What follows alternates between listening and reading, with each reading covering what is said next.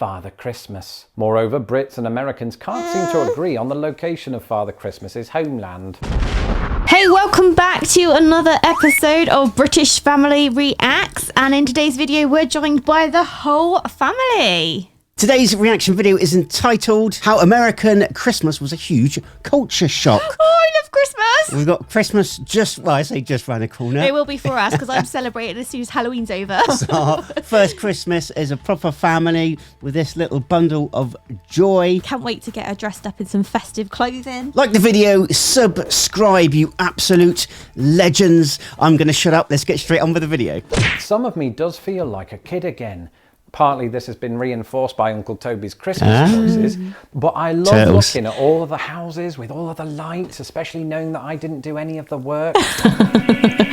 Sounds like you. Right, Vlogmas. Hello, I'm Laurence, and I'm on a quest to uncover all of the memos that Britain and America lost in the pond. And one of those memos pertains to Christmas. And since I'm officially taking Vlogmas by the antlers, that's a metaphor, you can expect to see plenty of videos on this topic in the next 24 days.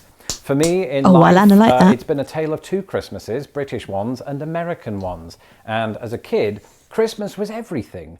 I loved waiting for Father Christmas to come down the chimney, except in 1988 when we forgot to put out the fire. I also loved defeating my brother at pulling a cracker, even though the prize was a miniature thimble. And how could I forget gazing into a bauble for the first time, seeing a warped version of my already warped face? This introduction to the magic of Yuletide occurred within the festive confines of my English hometown. And I thought that my experiences of Christmas were everyone's, as if every human on earth knew the simple joy of hearing the bang of a cracker or the schmaltzy melody of Chris Rea's Driving Home for Christmas. And then, after a quarter of a century, I left behind my British bubble and moved with my wife to a bigger bubble, the United States of America. It was November 2008. A cluster of indistinct specks on the ground slowly revealed themselves to be city blocks as the plane descended over a new and bountiful kingdom known as Indianapolis. This was my first visual encounter with the latest chapter of my life and a stark reminder of the one that I was leaving. The most enduring aspect of this image was that those city blocks were a distinct shade of white. And just like air conditioning, cheese curds and Bob Costas, this level of snow was largely unheard of in Britain.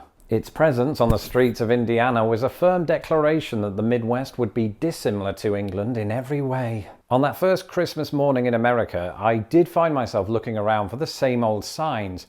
And some of them were there. I mean, my in-laws had put up green and red tinsel, the tree was topped with a shimmering star, and people traded their dignity for Christmas jumpers. Except Americans didn't call them jumpers, they called them sweaters. Yes. And nowhere to be heard was Driving Home for Christmas. Instead, the airways played ditties I'd never heard of, like Feliz Navidad and Grandma Got Run Over by a... That Feliz Navidad was like a favourite song of ours last year. We were dancing around the kitchen. Yeah. And I was heavily pregnant with Alana, and I think when we put that song on, yes, we do put that song on, even though it's not Christmas. It'd be interesting if she remembers it. Yes. Reindeer. Speaking of festive animals, the popular dish of choice in the Midwest isn't always turkey, which is synonymous more with the US Thanksgiving. In fact, the poultry centerpiece that I've eaten most is ham, something that resembled British ham in no discernible way whatsoever. Depending on the region, this might be substituted with chicken, beef, goose, or even oysters. The dinner table is probably where the cultural Christmas divide is most abundantly brought into focus. More on that in upcoming videos, but it never occurred to me that Americans did not universally include Christmas pudding or mince pies in their dessert menus. Yeah. While these are not entirely absent from all holiday shopping carts, they do take a backseat to sweet potato pie, pecan pie, and coconut cake. What's coconut cake? Now that's not to say that I don't devour my American Christmas food well into Boxing Day. Some habits, no matter our age or BMI score, never change, except there's one tiny detail of this anecdote that I neglected to mention.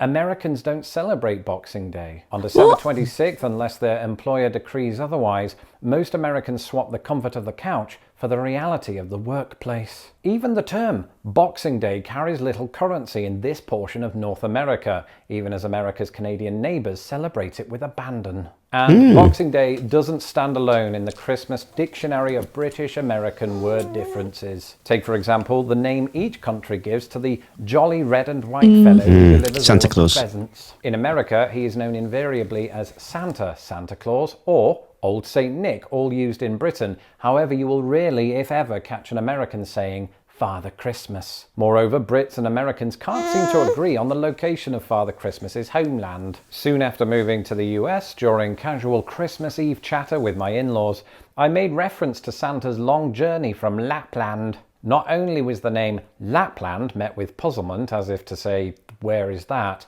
But it was later revealed to me that he resides in the North Pole. Either way, Santa lives in a climate not fit for humans. And so, as it turns out, did I. Those white city blocks weren't an exception. The notion of a Midwestern white Christmas is not so much a naive fantasy, but a brutal reality, depending on how warmly you receive it. And warmth, as it happens, is ensured by burying yourself in multiple layers of thick clothing, a fashion scenario really demanded by Britain's climate. In the Midwest, I've often left the house in 2 jackets and 2 sweaters, only for the cold to enter through my undies. All that aside though, while experiencing American Christmases, some of me does feel like a kid again.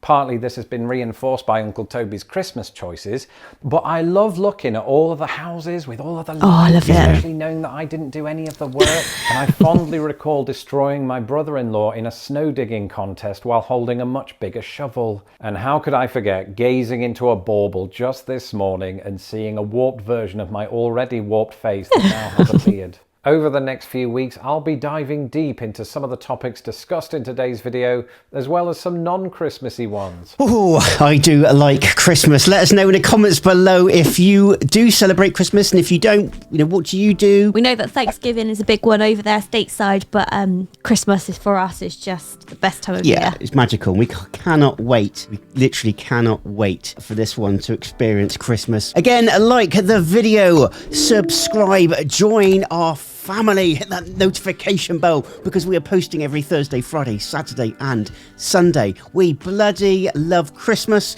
We bloody love you. And all that leaves us to say is... Take care. God bless. And see you on the next video.